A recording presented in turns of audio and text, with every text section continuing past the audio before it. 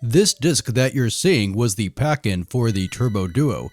The Duo was a game system which combined the TurboGrafx-16 with the CD drive into one unit.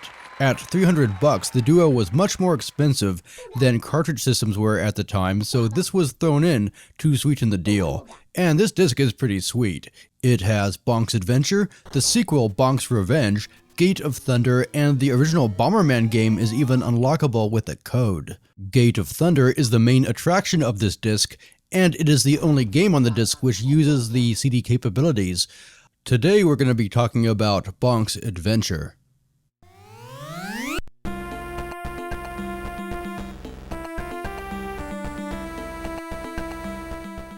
Bonk's Adventure was a game I'd given up on.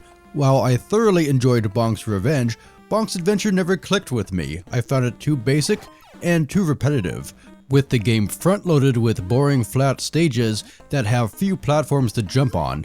After you beat the first boss, you're returned yet again to another flat level layout. The game also has pacing issues. The second world, which is by far the longest of the 5 worlds, weighs in at 7 stages, while some later worlds are pretty brief. But if I left it here, you'd get the impression that Bonk is an uninspired platformer, a desperate attempt at a mascot to compete with the likes of Mario and later on Sonic. But that is not at all the case. It turns out that I've misunderstood Bonk all this time. While most platformers focus on tricky jumps, Bonk is more about combat and learning the enemy patterns. Gone are the bottomless pits that are a genre staple. Bonk is about bonking. Its core mechanic is extremely fun once it's mastered, and the enemy patterns are more varied than in the average platformer. One of the highlights of the game for me was fighting these rival Bonks. This isn't to say that Bonk doesn't have some great platforming or a wealth of hidden secrets to find, but that its priorities are tweaked just a little bit from your typical platformer. To do well, you'll learn to ricochet from one enemy to another. While this is an element in Super Mario and Sonic, Bonk has this in concentrate.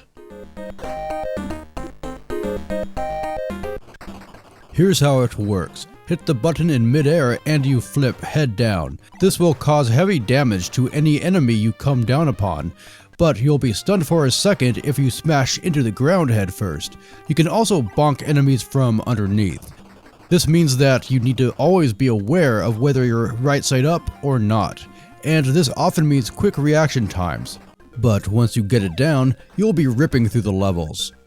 Bonk also has a lot of moves for a 1989 platformer. He can climb walls with his teeth, climb and flip around trees, flip in midair for long jumps, climb up waterfalls, and do a standing headbutt which can also block projectiles. If you get the meat power-up, Bonk can freeze all enemies on screen by headbutting the ground. Get the meat a second time, and Bonk turns into an unstoppable bonking machine for a few seconds.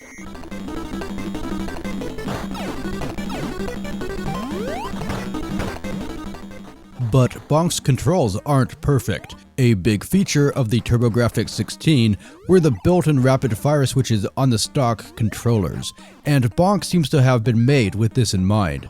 This means you'll want to flip on the turbo fire for climbing, otherwise you'll be madly tapping the button, which wears thin quite quickly. However, turning rapid fire on makes some of the bonus minigames far too easy. Just hold down the button and free bonus points. It's worth noting that the excellent Amiga version removes any kind of reliance on rapid fire.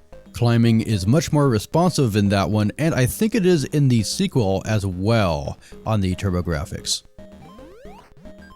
Now let's talk about secret. Hidden secrets have been a big feature of platformers ever since Pac-Land in 1984, and Bonk carries on the tradition. Sometimes you can trigger a googly-eyed flower, which will float down and give you items if you catch it. Hitting certain walls open up bonus rooms or mini-games. Unfortunately, the bonus games are not as interesting as in the sequel, but it's neat that they're there. This is one of my favorite ones, shown here.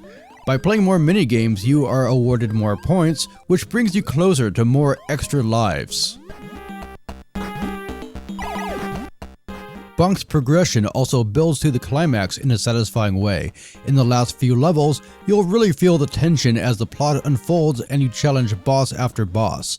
That isn't to say that the plot is great, but it does the job. Most importantly, the last act of the game feels like the last act, and it builds to a satisfying finish.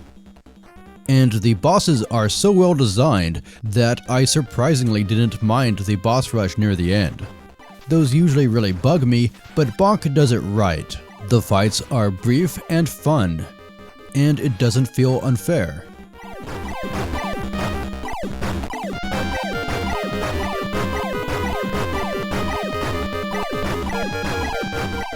The graphics are also quite nice. Bonk has its own style, with bold cartoony sprites and oddly squarish scenery.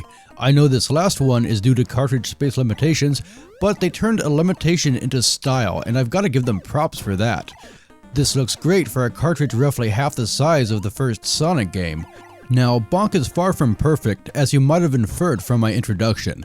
While the mechanics are fun, they can also be really sloppy at times. There's the occasional cheap hit or blind jump. Bonk tries to make up for this by awarding a lot of fruit with which to recharge your health, but I much prefer it when games have crisper mechanics. It's the same as in a shmup when the designers rely on a life bar, and it's one reason I appreciate that the 2D Mario games only allow you to take 1 or 2 hits per life. While Bonk's Revenge is better than Bonk's Adventure in my opinion, this first Bonk has a lot going for it too.